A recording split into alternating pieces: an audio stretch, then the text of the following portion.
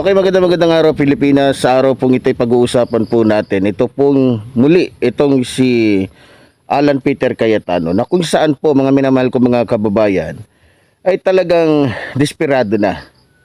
Dahil nga sa natutuklasan na yung kanyang mga katiwalian, yung kanyang mga ginagawang kababuyan noon ng panahon ng kanyang amo na si Rodrigo Roa Duterte, abay kung sino-sino na lang po yung gusto niyang sirain. Katulad na lamang po ni Erwin Tulfo, katulad na lamang po ni Senador Pampilo Lacson. Alam niyo mga minamahal ko mga kababayan, dahil nga po sa desperado na itong taong ito, busy po itong si Alan Peter Cayetano sa pagbablog. Imbis na maging busy siya sa paggawa ng kanyang tungkulin para kahit papaano naman ay hindi masyadong nasasayang yung pera ng taong bayan sa kakasweldo sa kanya, na kung saan ay ang kanyang pinaglilingkuran ay iilang tao lamang katulad po ng mga Duterte, hindi po niya magawa. Ngayon, sa totoo lang wala po tayong dapat paniwalaan dito kay Alan Peter Cayetano dahil unang-una, katulad na lamang po nung patungkol dun sa 10,000 ayuda na hindi natupad. Ngayon, para malusutan yung kanyang kasinungalingan, gagamitin niya ang administrasyon na kaya daw hindi natupad yon dahil hinarang daw. Ngayon, sa totoo lang mga minamahal ko mga kababayan, yan ang alibay nila. Ganun din kay Marcoleta. Kaya daw hindi natupad yung libreng kuryente para sa mga Pilipino dahil hinarang daw. Wala namang ganun eh.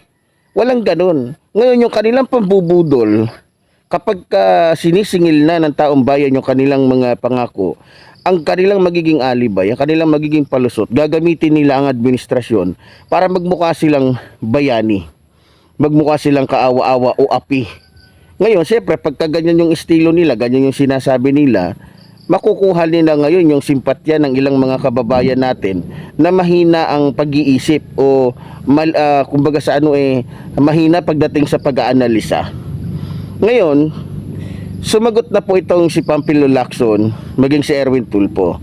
Sa katunayan, mukhang mismong yung kapatid po mismo nito ni Alan Peter Cayetano ay dadalo o pupunta sa hearing para po isiwalat yung katiwalian na nangyayari po mismo sa lugar mismo ni Alan Peter Cayetano, na kung saan mismong kapatid niya sinusuka po siya ng kapatid niya dahil po sa kanyang kawalangian. Ngayon, paano mo kami paniniwalain, Alan Peter Cayetano, na mismong yung kapatid mong mayor sinisiwalat at sinasabi yung mga katiwalian mo? Sige nga. Ngayon, kitang-kita naman po natin, para po malihis ang issue, nagbablog po na ng bablog ito pong si Alan Peter Cayetano, at ang target niya ay ito pong matitinong mga senador katulad po ni Erwin Tulfo, ni Senador Ping Lacson. Ngayon ini-issuehan niya si Senador Ping Lacson na dumoble daw ang kita nito. O ngayon, di sinagot siya, hindi lang dumoble, 4 na doble. At ito pinakamaganda, 4 na doble pero hindi galing sa katiwalian. Hindi gaya ng pera ni Alan Peter Cayetano na talagang halatang halata na kaya lumubo ang kanyang pera, lumubo yung laki ng kanyang pera dahil sa ginamit niya ang kanyang posisyon, katulad ng paggamit ng posisyon ng kanyang amo nung panahon ni Rodrigo Roa Duterte. Inamin ni Ping Lacson at mayroon siyang ebidensya. Mayroon siyang ipinapakita na nagbayad siya ng tax. Hindi tago, hindi sinikreto. Nagbabayad siya sa mga dapat niyang bayaran. Nang sa ganun, kung sakaling gamitin ito ng kanyang mga kalaban, meron siyang matibay na ebidensya. Ngayon, itong si Alan Peter Cayetano, anong ebidensya mo? Dahil alam mo na wala kang matibay na ebidensyang ihaharap sa taong bayan, kaya ginagamit mo yung ngabil mo, yung labi mo na sanay tsumupo. Sanay na sanay tsumupo. Halatang halata naman Halatang halata naman, Alan Peter Cayetano, na isa kang baklita katulad ni Harry Roque. Ngayon, Alan Peter Cayetano, para hindi kami magduda sa iyo na ikaw ay desperado, maglabas ka ng mga ebidensya. Hindi yung gagamitin mo yung katalinuhan mo bilang isang abogado para lituhin, gaguhin yung mga Pilipino. Alam namin, napakagaling mong gumawa ng kwento katulad ng amo mo. Hindi mahirap para sa iyo ang gumawa ng isang kwento, hindi mahirap para sa iyo na manira ng mga tao. Dahil diyan kayo sanay, diyan kayo bihasa. Alam ko, nakukuha mo o gusto mong gayahin yung diskarte ng amo mo. Kaya ka nagkakaganyan. Takot ka na ba, Alan Peter Cayetano, na makasama mo sa bilangguan si Marcoleta, makasama mo sa bilangguan itong si Bunuan, si Bong Revilla, si Jinggoy, at yung ilang pang mga mayroong kasalanan sa taong bayan? Natatakot ka, di ba? Ngayon, Alan Peter Cayetano, kung sa tingin mo, kung ang inaakala mo, pag nagsalita ka at sisirain mo si Erwin Tulfo, maging itong si Pampilo Lacson ay magwawagi ka, hindi ka magwawagi. Sa umpisa pa lang, hindi mo kasama ang Diyos. Baka nakalimutan mo, hindi mo ba napapansin? Na unti-unti nang nilalagas ng Diyos, hindi ni PBBM ha, unti-unti nang pinahihintulutan ng Diyos na malagas kayo. Dahil gusto ng Diyos na matigil na yung pagpapahirap ninyo sa taong bayan o panluloko ninyo sa taong bayan. Sa ginagawa mo, Alan Peter Cayetano, tulad ng sinabi ko, kahit pa sabihin natin napakagaling mo na abogado, matalino ka, pero hindi mo malulusutan at hindi mo matatakasan ng kagustuhan ng Diyos. Total, mahilig ka na lang din gumamit ng Diyos eh. Ngayon, yan din ang gagamitin ko sa iyo.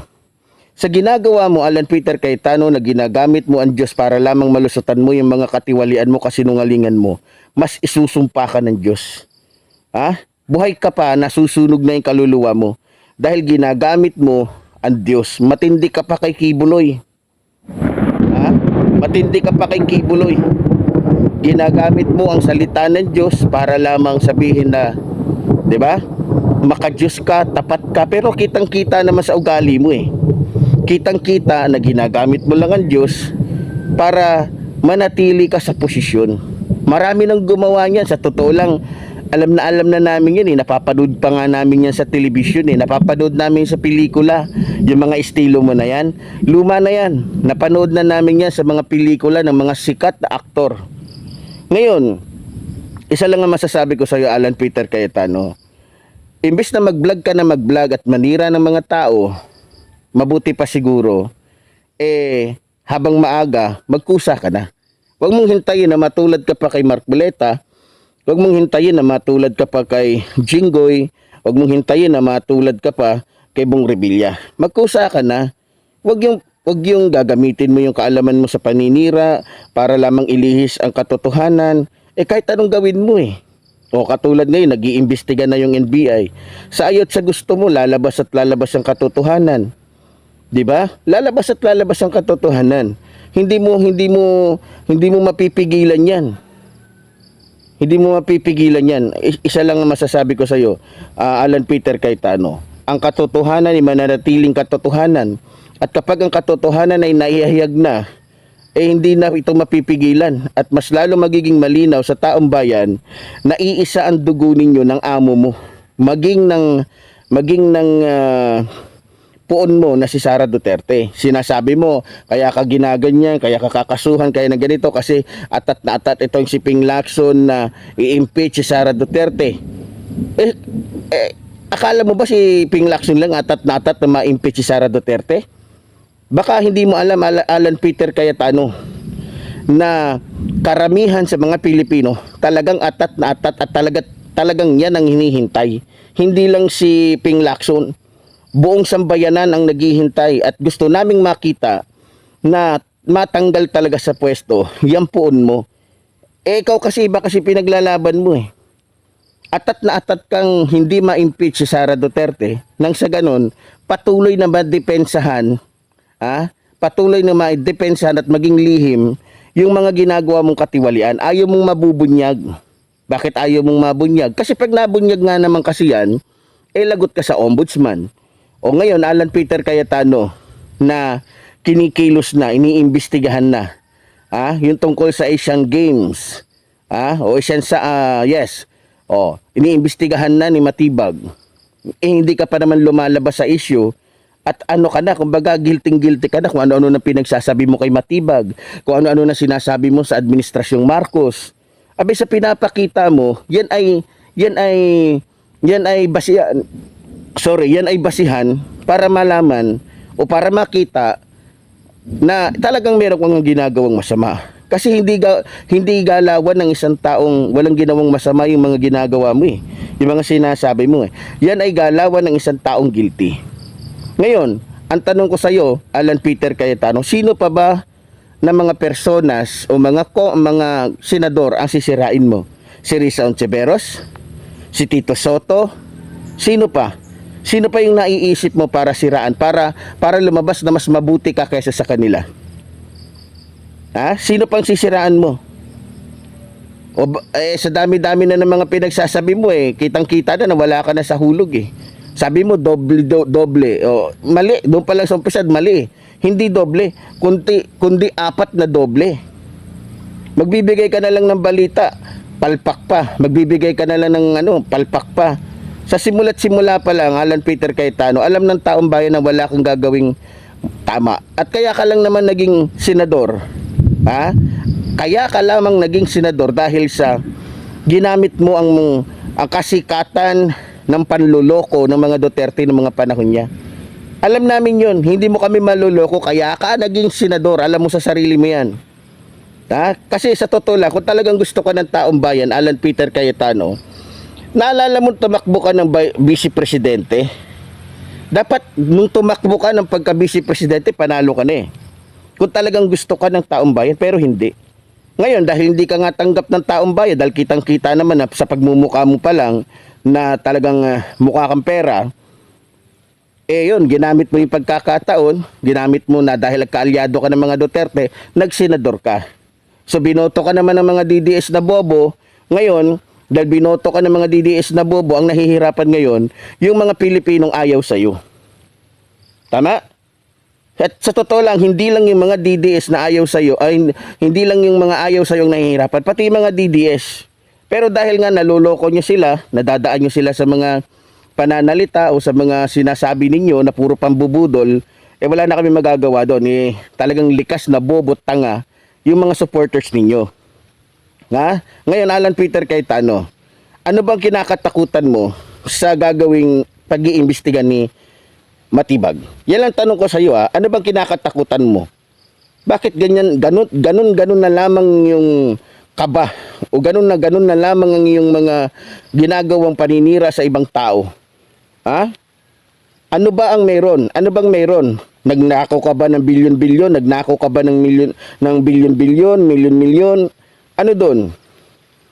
O baka talagang may tinatago ka na ayaw malaman ng taong bayan, o baka may tinatago ka na ayaw mong malaman ng ombudsman?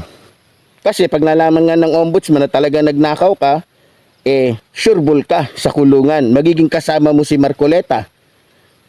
Magiging kasama mo si Jinggoy. Ayaw mo nun, party-party kayo sa loob ng kulungan. Doon naman talaga kayo nababagay. Ha? Alam mo ba yan, Alan Peter Cayetano? Doon kayo nababagay. Dahil hanggat nasa labas kayo, malaya kayo, patuloy na nahihirapan ng mga Pilipino. Habang kayo ay maginhawa, natutulog ng maayos, kumakain ng maayos, maraming mga Pilipinong hirap na hirap sa buhay. Halos hindi na makakain ng 3 beses sa isang araw. Halos hindi na makatulog dahil wala ng bahay. 'Di ba? Dahil yung pera na dapat sana ay napupunta sa mga Pilipino ay napupunta lang sa sariling sisidlan ninyo. So yun lamang ang masasabi ko sa iyo, Alan Peter Cayetano. So muli, tulad po rin sinasabi ng inyong lingkod, mabuhay po ating inang bayan, mabuhay po nagmamahal sa ating ng bayan. Maraming salamat po.